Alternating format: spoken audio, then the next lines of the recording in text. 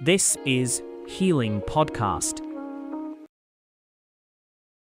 We think mental health, if someone has mental health issues, they're the kind of people who are stoning people. How many are we here? We are 6 people, right? Yes. So one of us. But we recognize that we are in a period where mothers, we are out here hustling. Self-awareness Yes. is very, very important. Sleep, have enough sleep, eat well, exercise, then have a spiritual life. Hello, viewers of the Healing Circle podcast. I welcome you. We are here once again, and this is our second episode of the Healing Circle podcast. Today, we have Miss CLAUDINE UMUTONIWASE. She's a counseling psychologist. She's a career coach with Victoria University, and she's a lead mental health practitioner at Bethamine. So, she's the right person for this. You're welcome, Miss CLAUDINE. Thank you for So having good to me. have you. I'm glad I'm here. Yes. Yeah. So we shall dive in right away. Yes. What is mental health, and why do you think it is important for everyone to understand mental health? Okay, I don't want to jump into mental health before I understand even health. Yes. How would you define health in normal circumstances? It is when we are okay, that is mentally, physically, socially, spiritually, and it does not mean necessarily the absence of diseases, Okay. because you might not have anywhere paining you, but you are still not okay. So in general, that is health. Then when we now get to mental health, it is us as human beings, the ability to be able to cope with the normal stressors of life, because stress is a constant denominator every single day. And then you being able to know what you are capable of doing, your capabilities, and being able to contribute to your community. Okay. Literally, that is mental That is health. mental health. Yeah. Okay. There's a lot of stereotypes out here that you think someone has like they have issues with their mental health.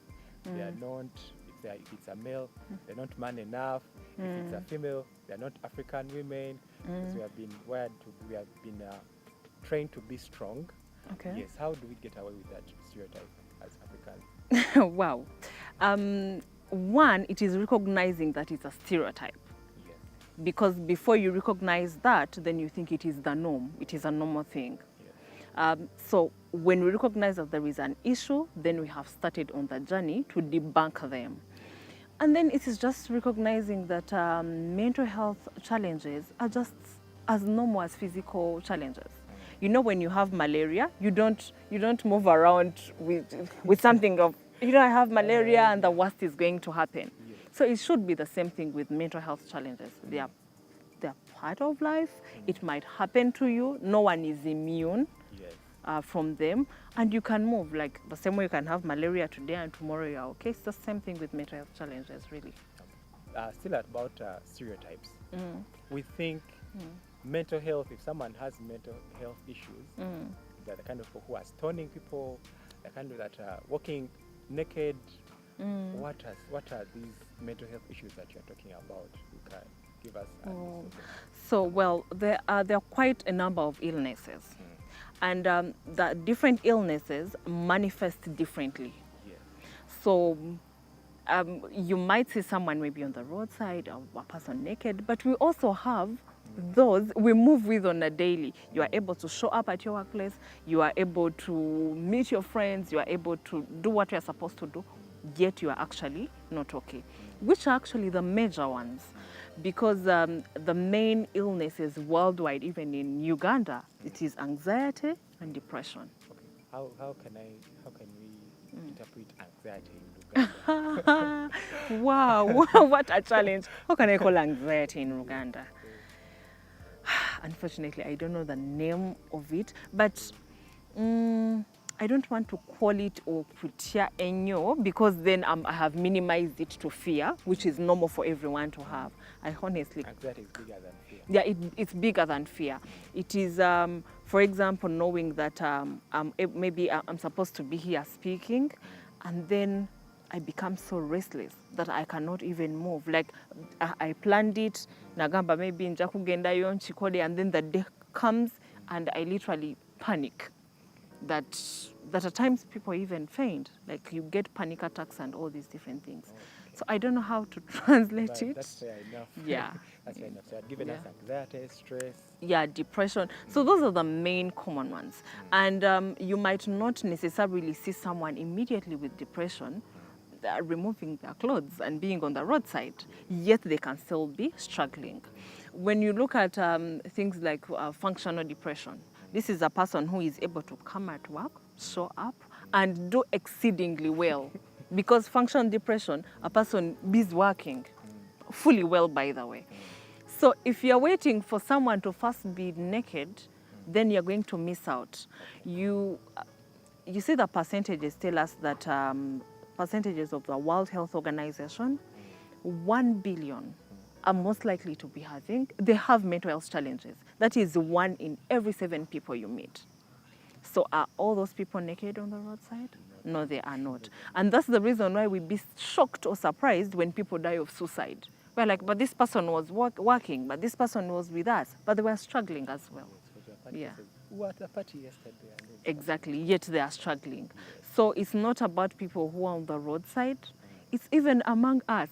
You see, when the report which said that in Uganda 1 in 3, was it 1 in 3, 1 in 4 people are struggling? How many are we here? 1, 2, 3, 4, 5, 6. We are 6 people, right? Yes. So one of us might us be struggling, might be right? So you can't just narrow it to people on the roadside. Okay. When we talk about mental health, we might assume it's something attached to a given age bracket. Is it attached to adults or like parents, or it's, cuts across? It cuts across, really. It cuts across. Anyone anyone can struggle. Even a young child can struggle.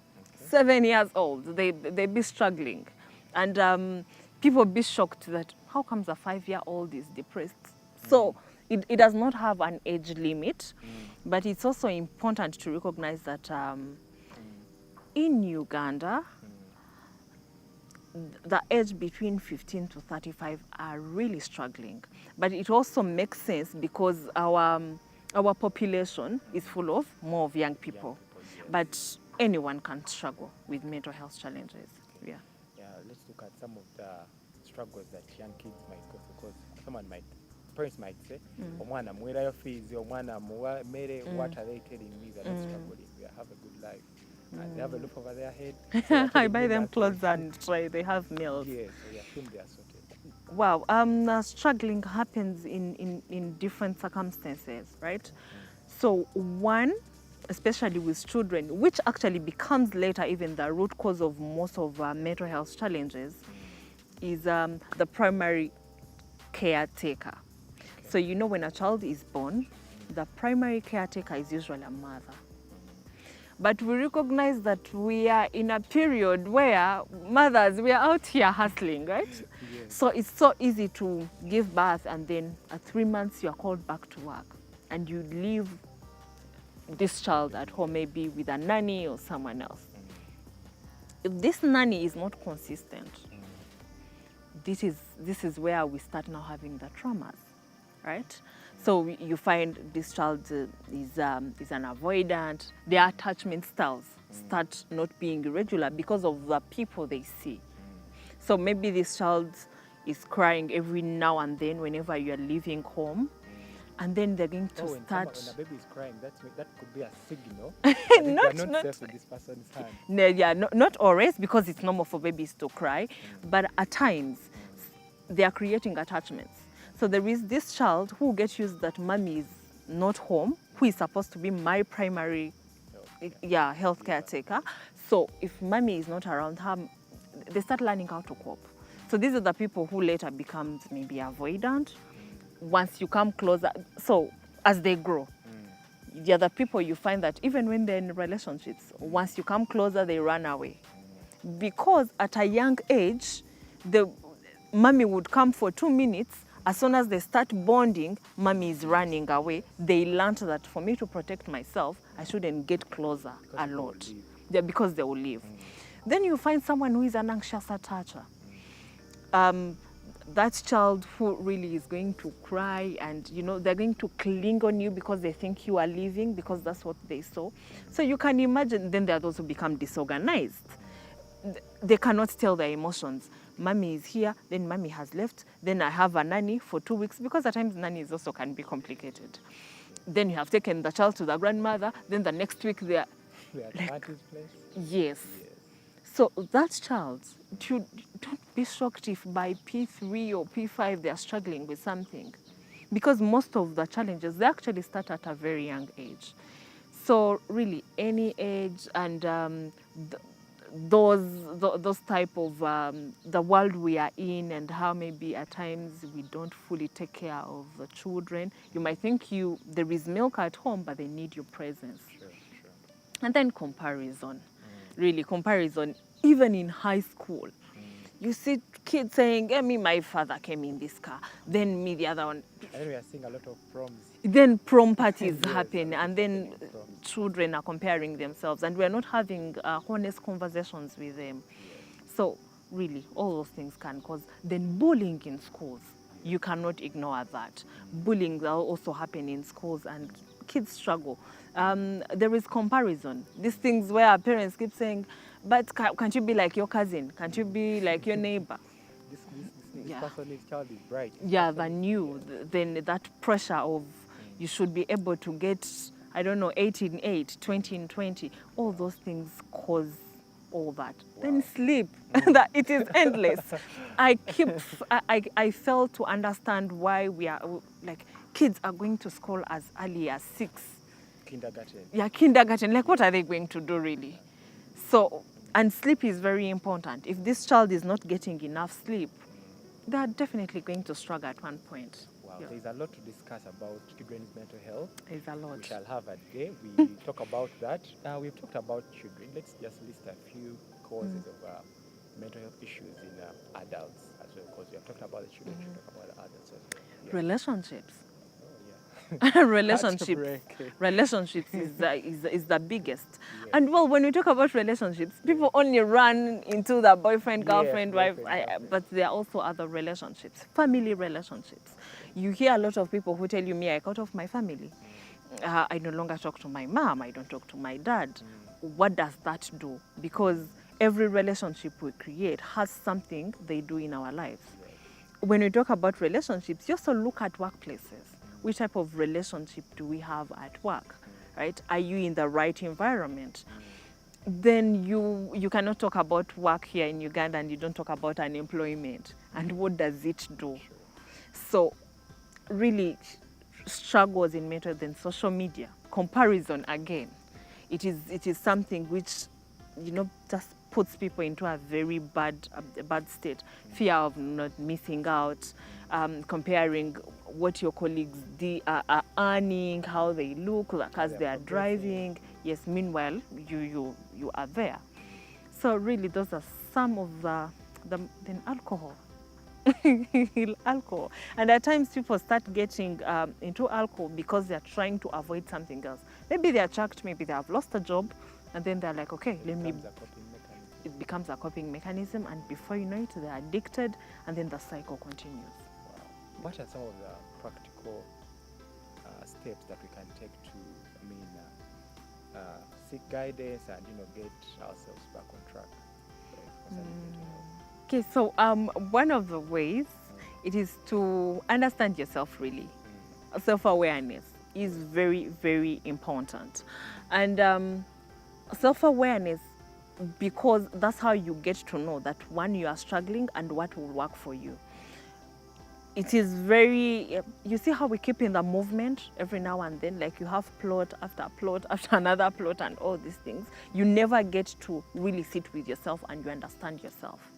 When you get to understand yourself, you understand the environments which do not work for you, and you understand how to get out of those environments instead of, keeping on the move. Because when you're talking about all these different things, it's important to socialize. So I might be here and I tell you to socialize, yet you don't even have the right people to socialize with. Or in the first place, when you're out there, that is when your energy fully gets you gets done, and all you need is to come back to yourself. So self-awareness is important.